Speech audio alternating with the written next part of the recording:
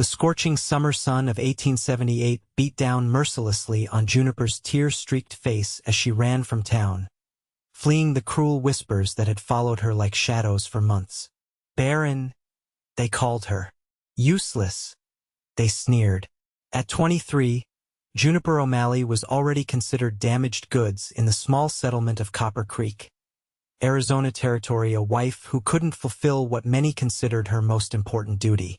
Juniper ran until her lungs burned, her boots kicking up dust on the desert path that led away from town.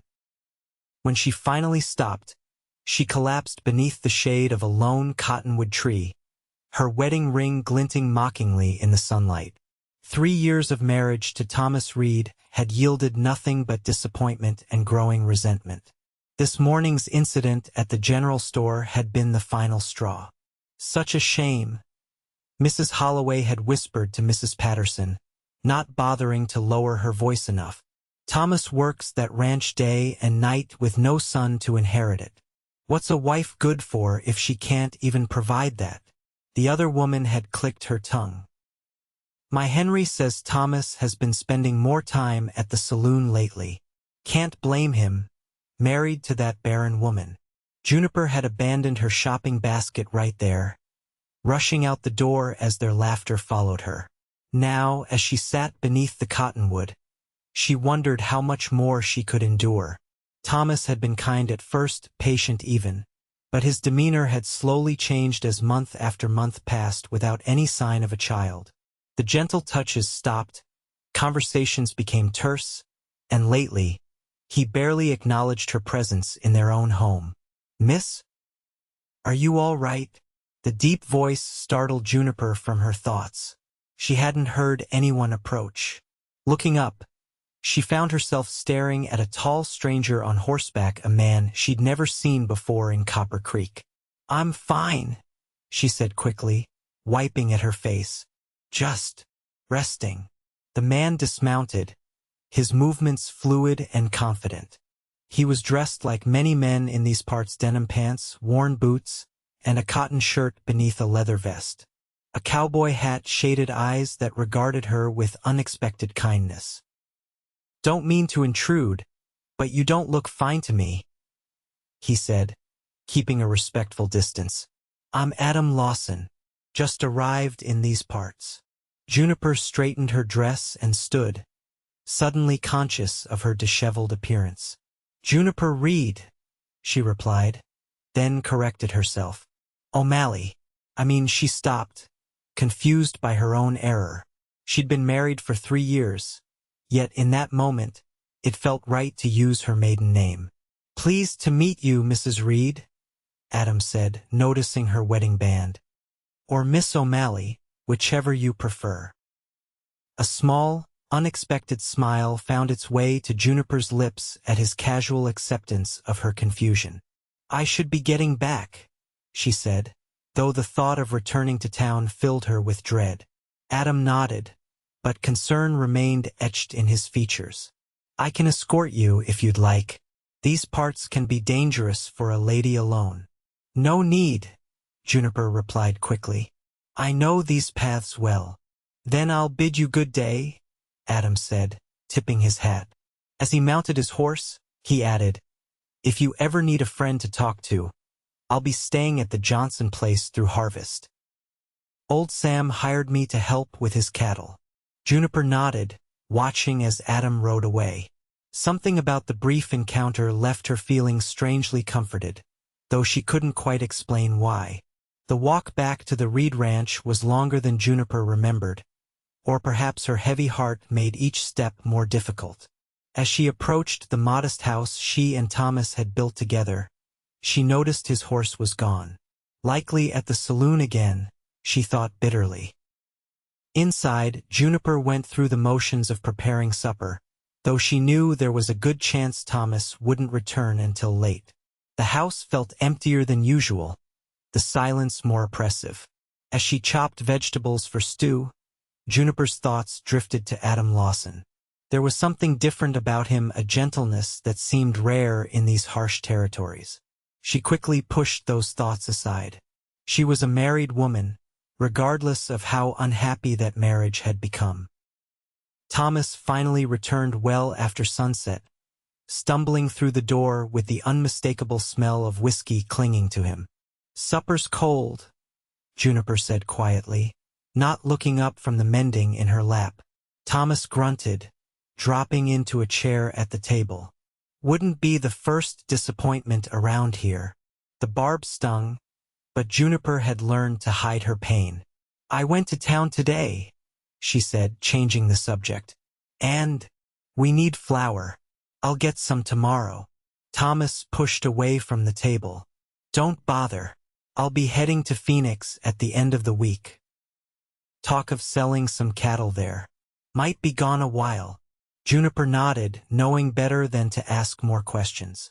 Thomas had been taking more trips lately, staying away longer each time. Part of her wondered if there was another woman somewhere, someone who could give him what she couldn't. "Mrs. Holloway mentioned her niece is coming to stay," Thomas said suddenly. "Young widow with a baby. Said she might need help around her place." Juniper's fingers tightened around the fabric she was mending. The implication was clear. Thomas wanted to remind her of what she lacked, to twist the knife further. "That's kind of her to take them in," Juniper said evenly. Thomas laughed, a hollow sound. "Kind, yes. Woman knows the value of family." Without another word, he retreated to their bedroom, leaving Juniper alone with her thoughts once more. Sleep eluded Juniper that night, as it had many nights before. She lay beside Thomas, listening to his heavy breathing, feeling miles apart despite the inches between them. When dawn broke, she rose quietly, dressing without disturbing him. The morning air was crisp as Juniper made her way to the chicken coop. She gathered eggs methodically, her mind elsewhere. She needed to return to town for supplies, but the thought of facing the women who had mocked her yesterday made her stomach churn. After preparing breakfast, which Thomas barely acknowledged before heading out to the fields, Juniper decided she would indeed go to town. She wouldn't let gossips rule her life. Holding her head high, she hitched their wagon and set off. The general store was mercifully empty when Juniper arrived. Mr. Perkins, the shopkeeper, greeted her warmly enough, though there was always that undercurrent of pity in his eyes that Juniper had come to recognize all too well. "Morning, Mrs. Reed. What can I help you with today?" Juniper handed him her list. "Just the usual, Mr. Perkins." As the shopkeeper gathered her items, the bell above the door jingled, announcing another customer. Juniper didn't turn around until she heard the familiar deep voice. "Morning, Mr. Perkins. Adam Lawson, working for Sam Johnson. Needs some supplies." Juniper glanced over her shoulder to see Adam removing his hat as he entered the store. When he spotted her, a smile lit up his face. "Mrs. Reed, good to see you again." "Mr. Lawson," she acknowledged with a small nod. Mr. Perkins looked between them with interest. "You two acquainted?" "We met briefly yesterday," Juniper explained quickly, not wanting to invite questions about why she had been crying alone under a cottonwood tree. "Just passing through when I saw Mrs. Reed resting during her walk," Adam added smoothly, sensing her discomfort. "Mighty hot day it was."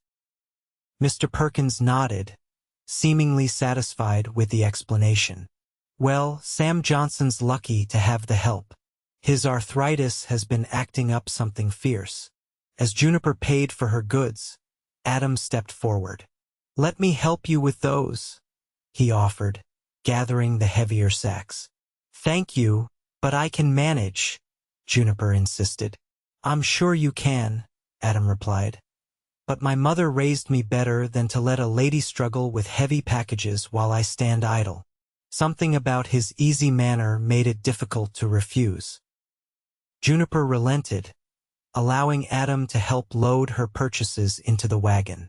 "I appreciate the assistance," she said once everything was secured. Adam leaned against the wagon, studying her for a moment. "If you don't mind me saying so, you seem troubled." Juniper tensed. Mr. Lawson, while I appreciate your concern, my troubles are my own. Fair enough, he said, straightening. But sometimes talking to a stranger can be easier than confiding in those we know. Before Juniper could respond, a familiar and unwelcome voice called out from across the street. Well, if it isn't Mrs. Reed. Found yourself some company, have you? Mrs. Holloway approached, her eyes darting between Juniper and Adam with undisguised interest.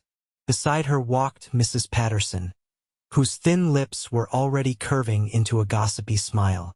Good morning, ladies, Juniper said stiffly. And who might this gentleman be? Mrs. Holloway asked, her gaze lingering on Adam's tall form.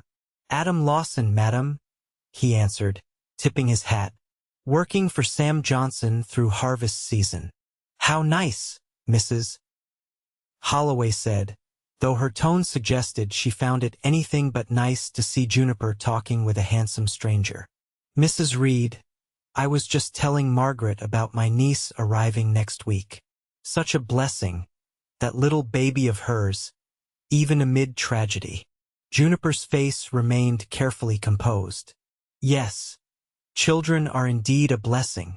Mrs. Patterson couldn't resist adding, such a shame not everyone is so blessed. Her eyes flicked meaningfully to Juniper's flat abdomen. Adam frowned, catching the barb even if he didn't understand its full context. Ladies, he interrupted. I believe Mrs. Reed needs to be on her way. The sun's getting higher, and it's not good for the milk to be in this heat too long.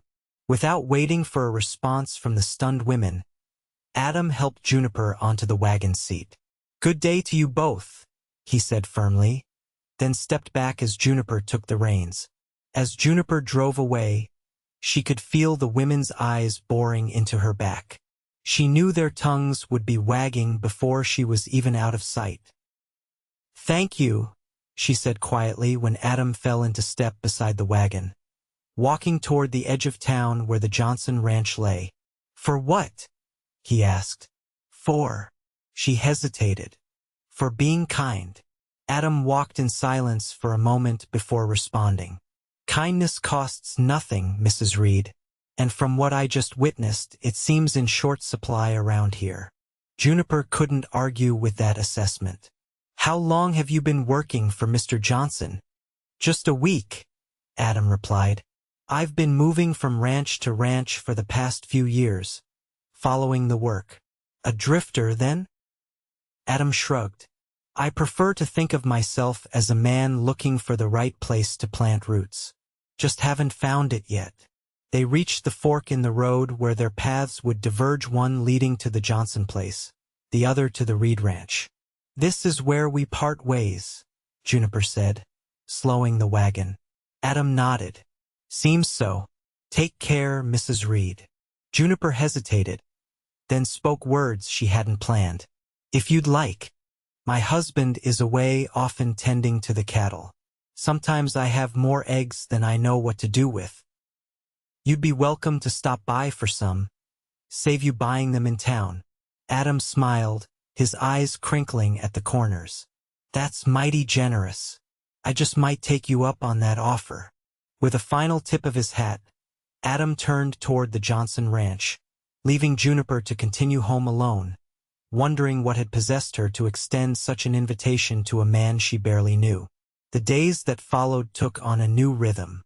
Thomas departed for Phoenix as planned, leaving Juniper to tend to the house and chickens.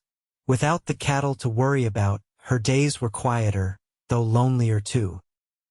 Adam did take her up on the offer of eggs, appearing at her door 3 days after Thomas left. Juniper invited him in for coffee, surprised at how easy conversation flowed between them. Adam spoke of his travels, of the mountains in Colorado and the plains of Kansas. He talked of his family back east, parents long gone, no siblings to tie him down. What about you? He asked as they sat on the porch, watching the sun sink toward the horizon. How did you end up in Copper Creek? Juniper sipped her coffee before answering. My father brought us west when I was 12. He had dreams of gold in California, but Mother took ill in Arizona. We never made it further. She paused, memories washing over her. They both passed within a year of each other. I was 17, alone in a strange place. And Thomas? Adam asked carefully. He owned the neighboring plot, was kind to me when others weren't, offered marriage security. Juniper's voice grew quieter. I was grateful then. Adam seemed to hear what she didn't say. And now? Juniper set down her cup. Mr. Lawson, Adam, he corrected gently. Adam, she conceded. I shouldn't be discussing my marriage with you. You're right, he agreed. Forgive me. I didn't mean to pry. They sat in comfortable silence for a while longer before Adam rose to leave. Thank you for the eggs and coffee, he said. And the company. It gets lonely at the Johnson place with just old Sam for conversation. Juniper smiled. You're welcome to come back. For eggs, she added quickly. Adam did return, not just for eggs but bringing her small gifts, wild berries he'd found while riding fence lines, a particularly beautiful feather, once even a book of poetry he'd traded for in town. I thought you might enjoy it, he said, presenting the slim volume. The nights get long when you're alone. Juniper traced the embossed cover with her fingers. I can't accept this, she said, though she couldn't hide the longing in her eyes. Books were scarce in Copper Creek, and poetry even rarer. It's just a loan, Adam insisted. You can return it when you're finished. Their fingers brushed as she finally accepted the book, sending an unexpected warmth through Juniper's hand. She pulled away quickly, confused by her reaction. I should go, Adam said, seeming equally affected by the brief contact. Sam's expecting me back to help with the fence in the north pasture. After he left, Juniper held the book to her chest, wondering what was happening to her. She was a married woman, yet here she was, looking forward to visits from another man, treasuring the small gifts he brought, finding excuses to spend time in his company.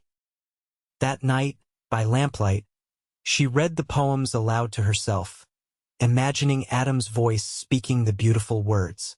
When she finally closed the book, she knew she was treading on dangerous ground. Thomas's return a week later was like a harsh awakening from a pleasant dream. He came home irritable and distant, barely acknowledging Juniper's efforts to make the house welcoming. How was Phoenix? She asked as they sat down to supper. Hot, Thomas replied curtly. Sold the cattle for less than they were worth. Juniper tried again. Did you see anything interesting while you were there? Thomas's fork clattered against his plate. What I saw was men with thriving ranches, businesses growing because they have sons to help them build something that will last. His eyes burned into hers. What I saw was everything I don't have. The words hit Juniper like physical blows. Thomas, save it. He cut her off. I've heard it all before. Your promises, your excuses. He pushed away from the table. I'm going to the barn. Don't wait up. Alone again, Juniper cleared the table mechanically, fighting back tears.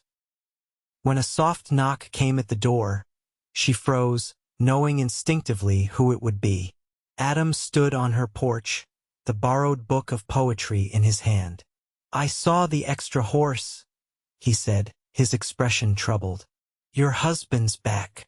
Juniper nodded, stepping outside and pulling the door closed behind her. Yes, he returned this afternoon. I should go, Adam said, offering her the book. I just wanted to return this. Found it wasn't to my taste after all. It was a transparent excuse, and they both knew it. Adam had clearly come hoping to see her, not realizing Thomas would be home. Thank you for returning it, Juniper said formally, taking the book. Their fingers didn't touch this time. Adam seemed careful to avoid it. Mrs. Reed, he began, then corrected himself. Juniper. It was the first time he'd used her given name, and hearing it from his lips sent a flutter through her chest. "Whatever troubles you face," Adam continued softly, "know that you deserve kindness. You deserve joy." Before she could respond, the barn door creaked open in the distance. Thomas was returning to the house. "Good night, Mr. Lawson," Juniper said loudly, stepping back toward the door. "Thank you for returning the book." Adam understood immediately. With a quick nod, he turned and disappeared into the darkness just as Thomas approached. "Who was that?" Thomas demanded, eyeing the book in Juniper's hands. "Mr. Lawson, from the Johnson Ranch," she explained, trying to keep her voice steady. "He borrowed a book before you left and was returning it." Thomas frowned. "At this hour? Seems mighty interested in literature, this cowboy." "It was on his way home," Juniper said, moving past Thomas into the house. "Nothing more." Thomas followed her inside, his gaze lingering on the book. "Since when do you lend out books to ranch hands?" "Since we're neighbors, and neighbors help each other," Juniper replied, placing the book on a shelf. "Mr. Johnson's arthritis has been bad. I've been sending eggs over with Mr. Lawson occasionally." It wasn't the whole truth, but it wasn't entirely a lie either.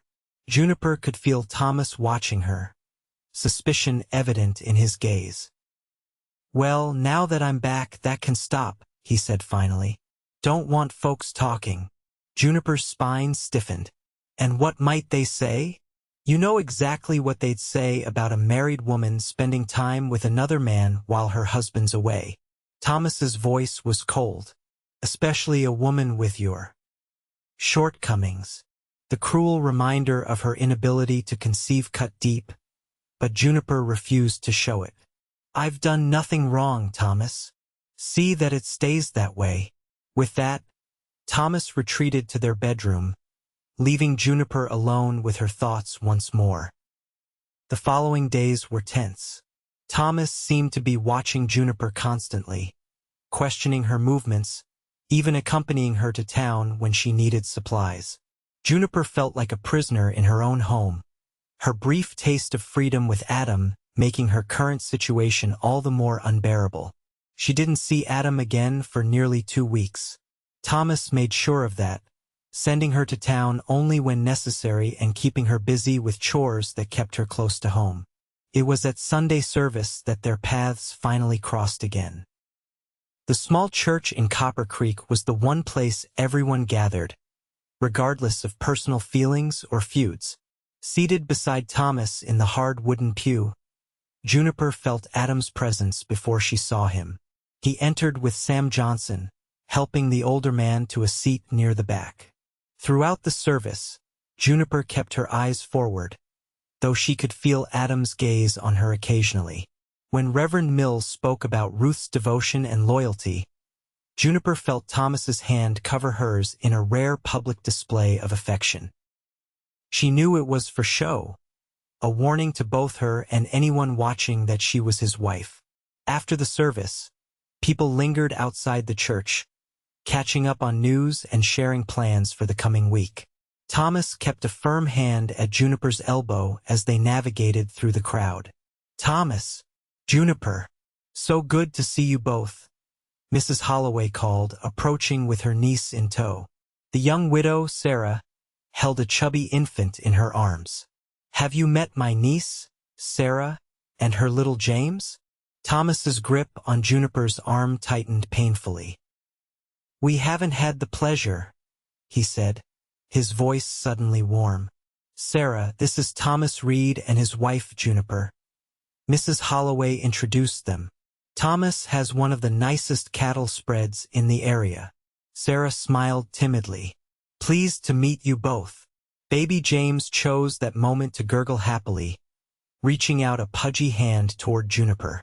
Without thinking, she extended her finger, letting the baby grasp it. "He's beautiful," Juniper said softly, her heart aching with longing. "Would you like to hold him?" Sarah offered, seemingly oblivious to the sudden tension in Thomas's posture. Before Juniper could answer, Thomas spoke. "My wife isn't accustomed to handling infants," he said dismissively. "Best not to risk it." The casual cruelty of his words silenced the group. Sarah pulled James closer, looking uncomfortable. "Actually," Juniper said, finding her voice, "I would love to hold him if you don't mind." Thomas's fingers dug into her arm, but Juniper stood her ground. After a moment's hesitation, Sarah carefully transferred the baby into Juniper's waiting arms. The weight of the infant against her chest filled Juniper with a bittersweet joy. She cradled him gently, marveling at his tiny features and the soft wisp of hair on his head. "You're a natural," Sarah said kindly.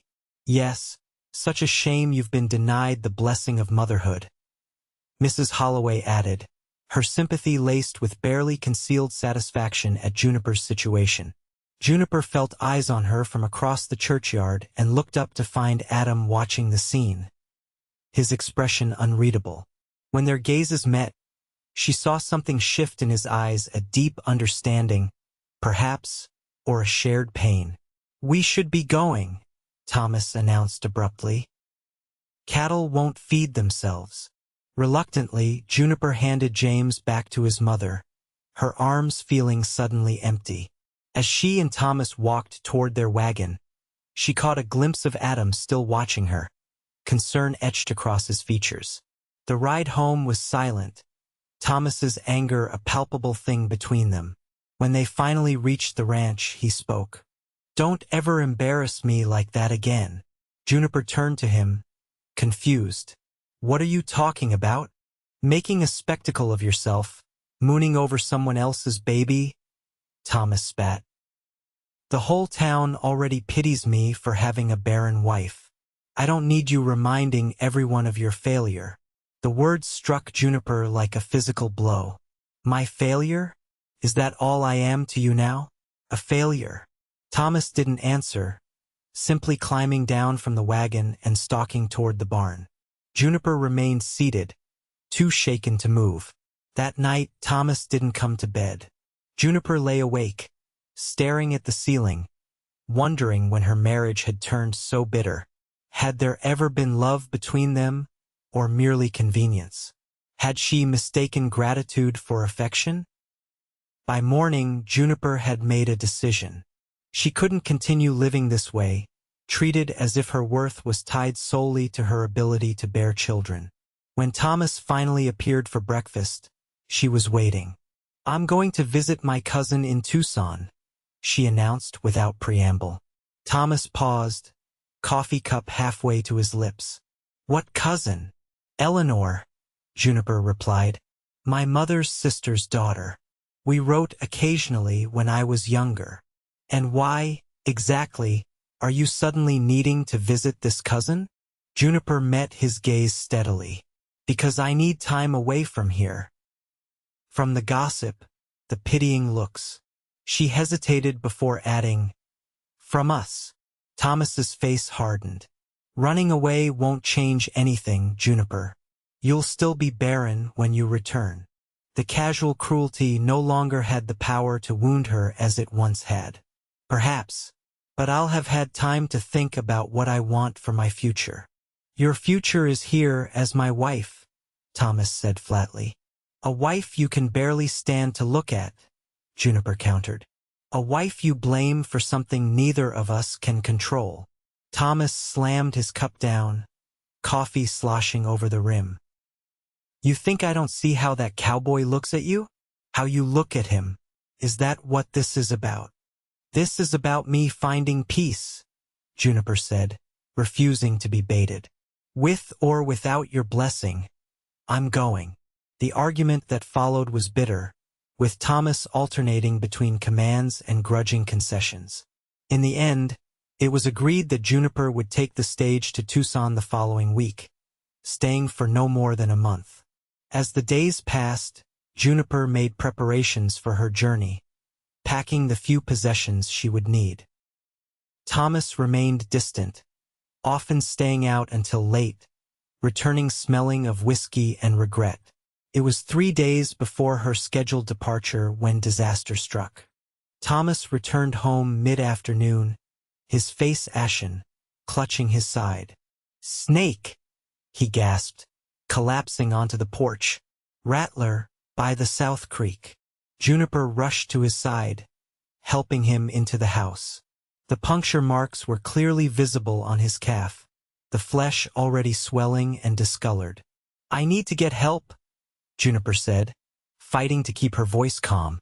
"The doctor—" "No time," Thomas groaned. "Johnson's place is closer. Send for help there." Juniper knew he was right. The doctor in town was a good hour's ride, while the Johnson ranch was just over the next rise. Without hesitation, she helped Thomas onto their bed, then ran for the horse. She rode harder than she ever had before, her heart pounding with fear. Despite their troubles, she didn't want Thomas to die. Not like this, not with so much bitterness between them. When she crested the hill overlooking the Johnson property, she saw a familiar figure on horseback near the fence line. "Adam!" she called, her voice breaking with urgency. "Help!" Adam turned at her call, immediately spurring his horse toward her. "Juniper? What's happened?" "Thomas!" she gasped. "Rattlesnake bite. He needs help." Without another word, Adam wheeled his horse around. "Get Sam," he instructed. "Tell him to bring his medicine kit and meet us at your place. I'll go to Thomas now." Juniper nodded, grateful for his quick understanding. She watched as Adam galloped toward her ranch, then continued on to the Johnson house. Sam Johnson, despite his arthritis, moved with surprising speed when he understood the situation. Within minutes, they were in his wagon, heading toward the Reed Ranch, a wooden box containing various remedies and bandages between them. "Adam knows what to do," Sam assured her as they traveled. "Seen more than his share of snake bites in his time." When they arrived, Juniper found Adam already tending to Thomas. He had cut an X over each puncture mark and was attempting to draw out the venom. "How long ago?" Sam asked, kneeling beside the bed despite his painful joints. "About an hour, from what I could gather," Adam replied grimly. "He's in and out of consciousness." Thomas's leg was badly swollen, the skin around the bite an angry red verging on purple. His forehead was slick with sweat, his breathing labored. "We need to clean the wound thoroughly," Sam said, opening his kit. "Then a poultice to draw out what poison remains." For the next several hours, the three worked tirelessly to save Thomas's life. Juniper bathed his forehead with cool cloths while Sam and Adam treated the bite itself. As night fell, Sam finally sat back, exhaustion evident in his weathered face. "We've done what we can," he said quietly. "Now it's in God's hands." Juniper nodded, her own fatigue bone deep. "Thank you both. I don't know what I would have done." "No need for thanks," Adam said, standing to stretch his tired muscles. "Any neighbor would do the same." Sam rose slowly, his joints protesting the movement. "I should get back to the ranch. The animals will need tending." "I'll take you," Adam offered. "No," Sam waved him off. "You stay here, Mrs. Reed will need help if his condition worsens during the night. I can manage the wagon." Juniper wanted to protest having Adam stay overnight would certainly cause talk if anyone found out, but the practical part of her knew Sam was right. If Thomas took a turn for the worse, she couldn't handle it alone. After Sam departed, an awkward silence fell between Juniper and Adam. Thomas lay between them, unconscious but breathing steadily. "You should rest," Adam finally said. "I'll watch him for a few hours." "I couldn't possibly sleep," Juniper protested. "Try," Adam insisted gently. "You'll need your strength tomorrow." Reluctantly, Juniper retreated to the small parlor, settling onto the sofa. Despite her certainty that sleep would elude her, Exhaustion quickly pulled her under. She woke to gray dawn light filtering through the windows. For a moment, she was disoriented. Then the events of the previous day came rushing back. She hurried to the bedroom, fear clutching at her heart. To her surprise, Thomas was awake, propped up slightly against the pillows. Adam sat in a chair beside the bed, looking weary but alert. "Thomas," Juniper breathed, relief washing over her. "How are you feeling?" "Like I've been trampled by a herd of buffalo," Thomas replied weakly. His gaze shifted to Adam. "You saved my life." Adam shook his head. "Just did what anyone would do." "Not anyone would sit up all night with a stranger," Thomas countered. "Juniper says you knew what to do with the snakebite." "Had some experience," Adam admitted. "Worked on a ranch in Texas where rattlers were common as dust." An understanding seemed to pass between the two men, something Juniper couldn't quite define. "I should check on Sam," Adam said, rising from his chair. "He'll want to know you made it through the night." "Thank you," Thomas said again, the words clearly difficult for him. "I won't forget this." After Adam left, Juniper busied herself making Thomas comfortable, bringing him water and a light broth. His brush with death seemed to have softened his demeanor, or perhaps it was the lingering effects of pain and fever. "I've been a poor husband to you," Thomas said unexpectedly as Juniper adjusted his pillows. She stilled, unsure how to respond. "The baby at church," Thomas continued. "I was cruel. You would have made a wonderful mother." Tears pricked at Juniper's eyes. "Thomas, let me finish," he said, his voice stronger. "I've blamed you for something that's not your fault. Something that might even be my fault, for all we know." It was the first time he had ever acknowledged that the problem might not lie with her. Juniper sat on the edge of the bed, taking his hand. "Perhaps it's neither of our faults," she suggested gently. "Perhaps it's simply not meant to be." Thomas was quiet for a long moment. "Your trip to Tucson," he finally said. "You should still go." Juniper shook her head. "You're in no condition to be left alone." "I won't be alone," Thomas replied. "Lawson offered to stay on and help until I'm back on my feet. Said he'd talk to Sam about it." Juniper was stunned. "When did he say this?" "This morning, while you were still asleep. Said he could move into the bunkhouse, tend to the cattle, help around the place." Thomas's eyes met hers. "I think you should go, Juniper. Take the time you need." The following days were a whirlwind of activity. Thomas continued to improve, though slowly.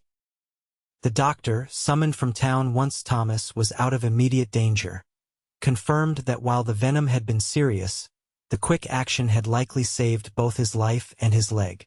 Adam moved his few possessions into the small bunkhouse on the Reed property, beginning work immediately despite Thomas's insistence that he take it easy for a day or two. "Ranch doesn't run itself," was Adam's only response. Juniper found herself in the strange position of having both her husband and the man she had begun to have feelings for under the same roof, so to speak. She was careful to maintain appropriate boundaries, serving meals in the main house where Thomas could join them despite his limited mobility, keeping conversations general and impersonal. If Adam felt the awkwardness of the situation, he didn't show it. He treated Thomas with respect, reported on the day's work each evening, and maintained a polite distance from Juniper that was proper for a hired hand addressing the rancher's wife. The night before Juniper's departure for Tucson, Thomas insisted on a proper dinner to thank Adam for his help. "It's the least we can do," he told Juniper. "Man's saved my life and kept this place running." Juniper prepared the meal with care: roast chicken, potatoes, fresh bread, and an apple pie for dessert. The three ate together in the dining room, the conversation flowing more easily than Juniper would have expected. "How long will you stay in Tucson?" Adam asked as they finished the meal.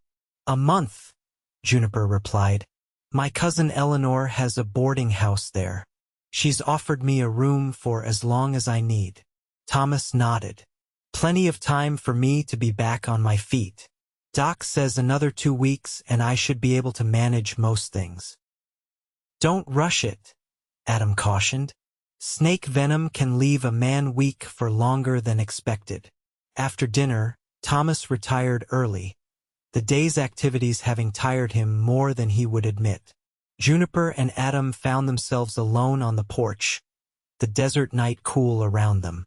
Thank you, Juniper said softly, for everything you've done. Adam leaned against the porch railing, his profile outlined in the fading light. No need for thanks. There is, Juniper insisted. You've been kinder than we deserved. Adam turned to face her fully. Juniper, he began, her name soft on his lips. I need to tell you something before you go. Her heart quickened, both hoping for and dreading what he might say. I care for you, Adam continued, his voice low, more than I should, given your situation. But I would never act on those feelings or do anything to compromise your marriage. Juniper closed her eyes briefly. I know, she whispered. Your husband nearly died, Adam said. It changed him, I think, made him see what's truly important. Give yourselves a chance to find what you once had. The wisdom and selflessness of his words brought tears to Juniper's eyes. And if we can't? She asked, her voice barely audible. Adam's expression was gentle but resolute. Then that's a decision you'll need to make together, with clear hearts and minds. Not in the shadow of feelings that might be nothing more than gratitude or a response to kindness when you needed it most. Juniper knew he was right, though the acknowledgement hurt. You're a good man, Adam Lawson. I try to be, he replied simply. Now you should rest. You have an early start tomorrow. Juniper's journey to Tucson was uneventful. The stagecoach carrying her away from Copper Creek and the complicated tangle of emotions she'd left behind. Her cousin Eleanor welcomed her warmly to the boarding house, asking few questions about the sudden visit. The days in Tucson passed slowly at first, then with increasing speed as Juniper fell into the rhythm of city life. She helped Eleanor with the boarding house, enjoyed the novelty of having other women to talk with, and spent long hours walking the streets, taking in the sights and sounds of a place so different from the small settlement she'd called home. Letters came weekly from Thomas, his handwriting improving as his strength returned. He wrote of mundane things, the cattle, the weather, repairs to the barn, but also of his thoughts, something he had rarely shared before. I've had time to think, he wrote in one letter, about us, about what went wrong. I placed too much importance on having a child, on continuing some legacy that may not even matter in the grand scheme of things. I forgot to cherish what I had, a good woman who stood by me despite my cruelty. Juniper read the letter multiple times, trying to reconcile this reflective Thomas with the bitter man she had left behind. Was it possible that his brush with death had truly changed him? Or were these just words, soon to be forgotten once she returned? Adam was mentioned only in passing in Thomas's letters. Lawson fixed the fence in the north pasture, or Lawson says the new calf is doing well. Never was there any hint of the conversation Juniper and Adam had shared on her last night in Copper Creek. As her month in Tucson drew to a close, Juniper found herself torn. Part of her had grown to love the freedom and possibilities of city life. Another part missed the openness of the desert, the familiar routines of the ranch. And then there was Adam, a complicated longing she tried her best to ignore. Eleanor, observant and kind, finally broached the subject one evening as they sat on the boarding house porch. You're troubled about going back, she stated simply. Juniper sighed. Is it that obvious? Only to someone who's watching, Eleanor replied. Want to talk about it? The whole story spilled out, then Thomas's increasing bitterness over her inability to conceive, the town's gossip, Adam's arrival, the snakebite that had seemingly changed everything. "And now I don't know what awaits me back home," Juniper concluded. "Has Thomas truly changed? And what about my feelings for Adam? Are they real, or just a response to his kindness when I was so starved for it?" Eleanor considered this, her weathered face thoughtful. "Seems to me you have three paths before you. Return to Thomas and try to rebuild what you had. Leave both men behind and start fresh somewhere else. Or acknowledge my feelings for Adam," Juniper finished quietly. "Only you can know which path is right," Eleanor said. "But whatever you decide, be honest with yourself and with them." The day of Juniper's departure arrived all too soon. As she boarded the stagecoach that would take her back to Copper Creek, Eleanor pressed a small package into her hands. "A parting gift," she explained. "Open it when you're alone." The journey back seemed shorter, the landscape increasingly familiar as they approached Copper Creek. Juniper's stomach tightened with anxiety as the stagecoach rolled into town. Who would be waiting for her? Thomas? Adam? Both? To her surprise, it was Mrs. Patterson who approached her as she collected her bags. "Mrs. Reed," the older woman greeted her. "Your husband asked me to tell you he's sorry he couldn't meet you. The cattle broke through the south fence, and he and Mr. Lawson are trying to round them up." Juniper nodded, hiding her disappointment. "Thank you for relaying the message. I'll wait for the wagon to the ranch." Mrs. Patterson hesitated. "Actually, I've been asked to drive you home. Mr. Johnson lent us his wagon." The ride to the Reed Ranch was awkward, filled with Mrs. Patterson's thinly veiled attempts to extract information about Juniper's time in Tucson. Juniper answered politely but vaguely, relieved when they finally arrived at the ranch. The house looked exactly as she had left it, though the garden showed signs of recent attention. Fresh flowers had been placed in a vase on the porch, a welcoming touch that brought a smile to Juniper's face. "I'll be off then," Mrs. Patterson said, clearly disappointed by Juniper's lack of gossip-worthy revelations. "Your husband should be back by sundown." Alone in the quiet house, Juniper unpacked her bags and reacquainted herself with the space that had been both home and prison for the past 3 years. Everything was clean and in order, evidence of care during her absence. As evening approached, Juniper prepared a simple welcome home supper, trying not to speculate on what her reception would be. Would Thomas be the reflective man of his letters, or would he have reverted to his former bitterness? And what of Adam? How would she face him now, after a month to consider their parting conversation? She was setting the table when she heard hoofbeats approaching. Looking out the window, she saw Thomas riding toward the house, alone.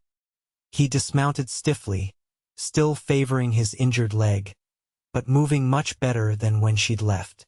Juniper met him at the door, suddenly shy. "Welcome home," she said, then corrected herself. I'm home." Thomas smiled, a genuine smile that reached his eyes. "Both are true," he replied. "The place doesn't feel like home without you in it." They stood awkwardly for a moment before Thomas stepped forward, drawing her into a gentle embrace. "I've missed you, Juniper." The sincerity in his voice brought tears to her eyes. "I've missed you too." Inside, over supper, Thomas told her about the ranch, the improvements he and Adam had made, the new calf that had been born in her absence. "Where is Adam?" Juniper finally asked, trying to sound casual. "Still out with the cattle," Thomas replied. "Said he'd sleep in the line shack tonight. Keep an eye on things." Juniper nodded, both relieved and disappointed. Part of her had hoped to see Adam, to gauge her own reaction to him after their time apart. Another part feared what that reaction might be. "Your letters," she said instead. "You seemed different." Thomas set down his fork, meeting her gaze directly. "Nearly dying changes a man," he said simply. "Makes him see what truly matters." "And what matters?" Juniper asked softly. You, Thomas replied without hesitation. Not children, not legacy, not what others think. Just you, and the life we could have together if I stopped being so bitter about what we don't have. The words were everything Juniper had longed to hear, yet something held her back from fully embracing them. Words are easy, Thomas. Living them day after day is harder. I know, he acknowledged.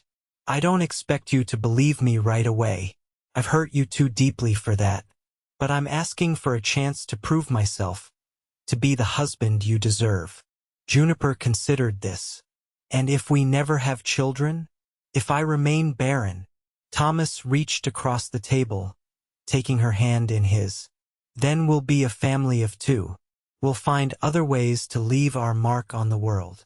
That night, as Thomas slept beside her, Juniper lay awake, her mind churning.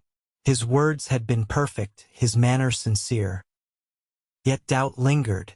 Could people truly change so fundamentally? Or would the old resentments eventually resurface? And then there was Adam. She had not seen him yet, but his presence on the ranch was evident in the well-maintained fences, the healthy cattle, the small improvements around the property. How would she feel when she finally faced him? In the quiet darkness, Juniper remembered Eleanor's parting gift.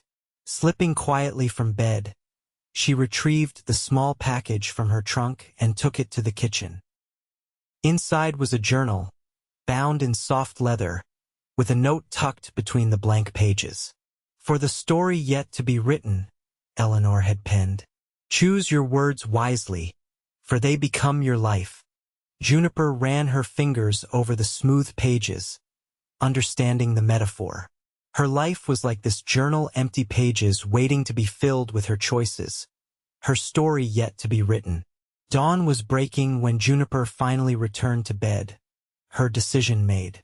The next day brought Adam back to the ranch house. Juniper was in the garden when he rode up, dismounting with the easy grace she remembered. Welcome back, Mrs. Reed, he said formally, removing his hat. Thank you, Mr. Lawson, she replied, equally formal despite the racing of her heart. I understand you've been keeping the ranch running smoothly in my absence. Adam nodded, his eyes taking in the changes in her, the healthy glow to her skin, the new confidence in her posture. It's a good piece of land, worth the effort. They stood in awkward silence for a moment before Adam spoke again. I've come to let Thomas know the fence is repaired. All the cattle are accounted for. I'll tell him, Juniper promised. He's gone into town for supplies. Adam nodded, turning to leave, but Juniper's voice stopped him. Adam, she said softly, the first time she had used his given name since her return. Thank you, not just for the ranch but for everything. He looked back at her, understanding in his eyes. You look well, Juniper. At peace. I'm getting there, she admitted. Tucson gave me time to think, to decide what I want. And what is that? Adam asked, his voice carefully neutral. Juniper met his gaze steadily. To give my marriage another chance. To see if Thomas's change of heart is real and lasting. Adam nodded, a mixture of emotions crossing his face before settling into gentle acceptance. I think that's wise, he said finally. He loves you in his way. And you? Juniper couldn't help asking. What will you do now? Adam placed his hat back on his head, his expression resolute. Move on, as I always have. Sam Johnson's arthritis is worse. He's selling the ranch to his nephew from back east. Won't need me once the sale is complete. The thought of Adam leaving Copper Creek brought an unexpected pang to Juniper's heart, but she knew it was for the best. Having him nearby would only complicate her efforts to rebuild her marriage. You'll find your place, she said softly. Somewhere to plant those roots you talked about. Adam smiled, a gentle, knowing smile. I reckon I will someday. He mounted his horse, tipping his hat one last time. Be happy, Juniper. That's all I ever wanted for you. As she watched him ride toward the bunkhouse, Juniper felt a sense of rightness settle over her. She had made her choice not out of obligation or fear, but from a place of hope and possibility. The weeks that followed were a period of cautious rebuilding. Thomas remained attentive and considerate, working alongside Juniper to create the home and partnership they should have had from the beginning. They talked more openly than they ever had before, sharing dreams and fears, learning to be friends as well as husband and wife. Adam stayed on through the month, finishing projects he had started and helping Thomas regain his full strength. He kept his distance from Juniper, treating her with polite respect but nothing more. When the day of his departure finally arrived, Thomas insisted on paying him more than they had agreed upon. "You've earned it," Thomas said, pressing the extra money into Adam's hand. "This place wouldn't be standing without your help." Adam accepted the payment with a nod of thanks. His few possessions were already packed on his horse, ready for the journey to wherever the trail might lead him. "Any idea where you're headed?" Thomas asked as they stood in the yard. "North, maybe," Adam replied. "Heard there's good land in Wyoming territory." Juniper, standing on the porch, felt a curious mixture of sadness and relief. Part of her would always wonder what might have been if circumstances had been different, if she had met Adam before Thomas, or if her marriage had truly been beyond saving. But another part knew that this was right, honoring the commitment she had made, giving Thomas the chance to become the man he now seemed determined to be. "Safe travels," she called, remaining on the porch rather than approaching for a more personal farewell.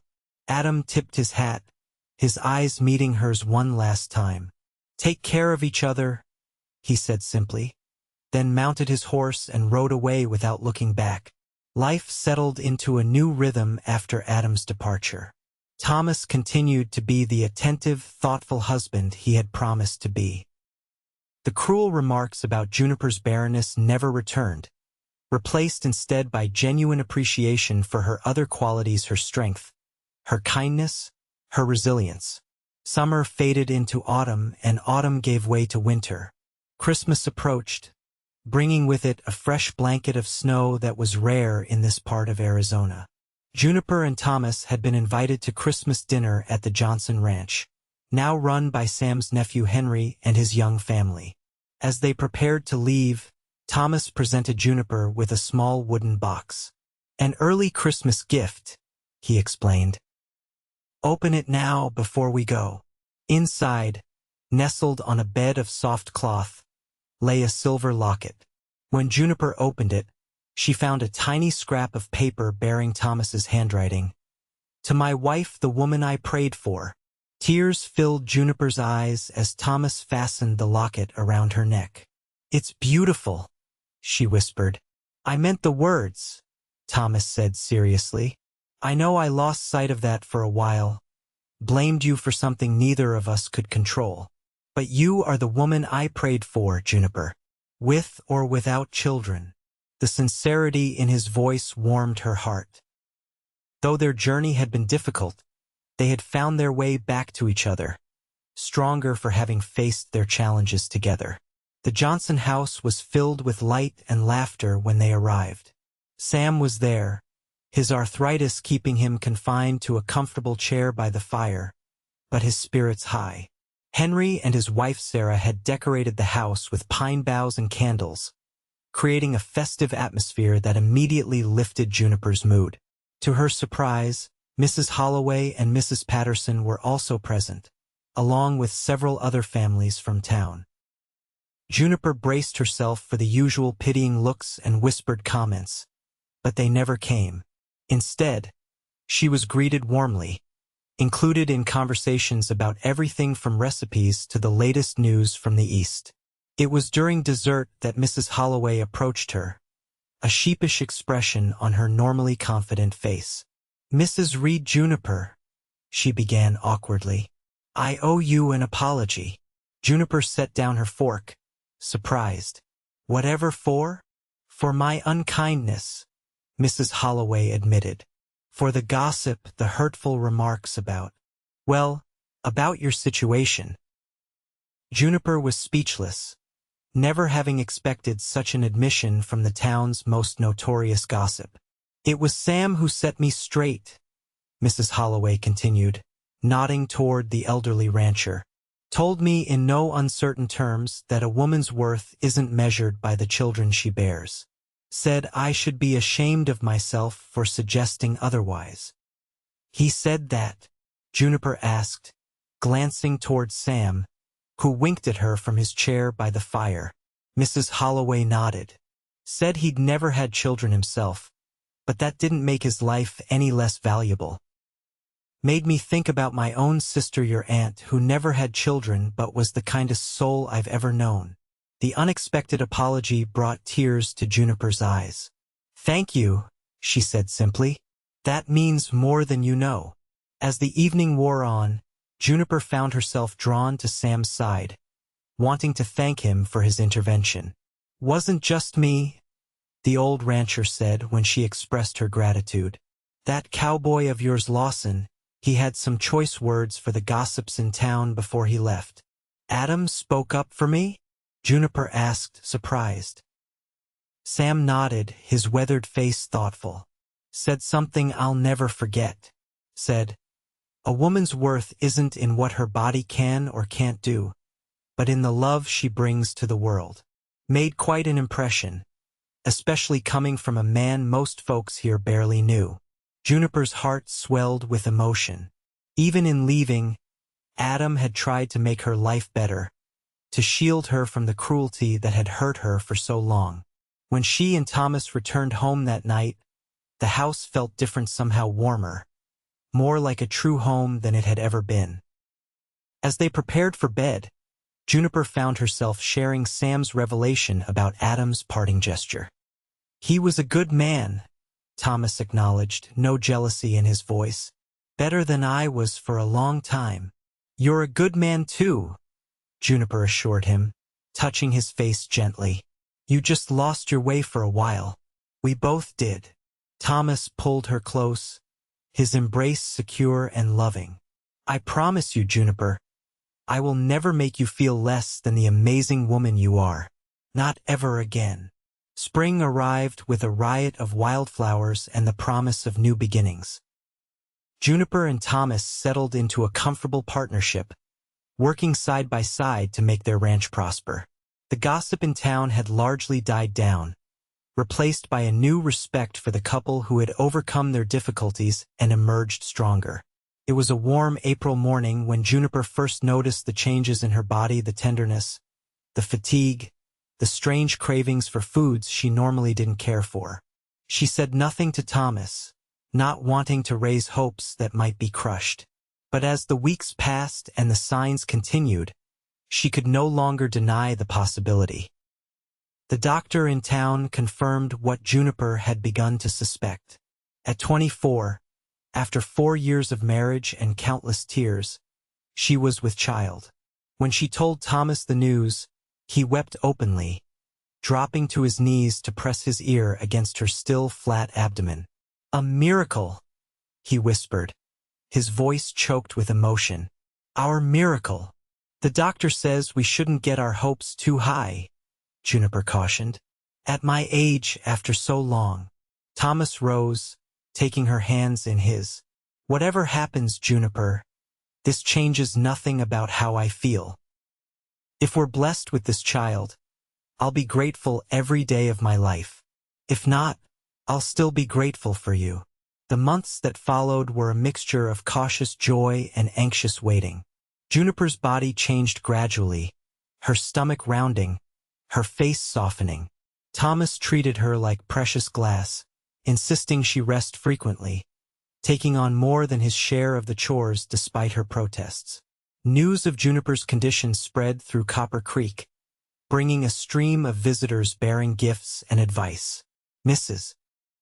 Holloway arrived with a handmade quilt, her eyes shining with genuine happiness for the couple. Mrs. Patterson brought preserves and herbal tea, said to ease morning sickness. Even Sam Johnson made the trip from his small house in town, where he had moved after selling the ranch to his nephew. "Told you life has a way of surprising us," the old man said, his eyes twinkling as he patted Juniper's hand. "Just when we think we've got it all figured out, it throws us something new." As her time grew closer, Juniper found herself thinking often of Adam. He would be happy for her, she knew, wherever he was. She hoped he had found his place, somewhere to put down the roots he'd spoken of. It was a crisp October day, with the leaves turning gold and crimson, when Juniper's labor began. The midwife was summoned, along with the doctor from town. Thomas paced the yard, alternately praying and cursing as Juniper's cries echoed from within the house. After 14 hours of labor, their daughter was born small but perfect, with a shock of dark hair and eyes that would later turn the same deep blue as her father's. They named her Eleanor, after Juniper's cousin who had provided shelter and wisdom during her time of need. As Juniper held her daughter for the first time, exhausted but radiant, she thought of all the twists and turns that had led to this moment: the pain, the doubt, the unexpected kindness from a drifting cowboy who had seen her worth when others couldn't. Thomas sat beside her on the bed, one finger caught in his daughter's tiny fist. "She's perfect," he whispered. "Just like her mother." Juniper smiled, leaning against his shoulder. "We have a family," she said softly, the words still feeling like a dream. "We always did," Thomas replied, kissing her forehead. "But now it's grown by one." News of Eleanor's birth spread quickly through Copper Creek. Visitors came bearing gifts and congratulations. The same people who had once whispered "Barren" behind Juniper's back now cooing over the beautiful baby girl. Juniper accepted their good wishes graciously, holding no grudges.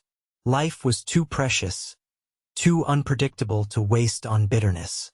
When Eleanor was 3 months old, a package arrived from Wyoming territory. Inside was a small wooden horse, expertly carved, with a note that read simply, "For the child of the woman who deserved every happiness. L." Juniper ran her fingers over the smooth wood, a smile touching her lips.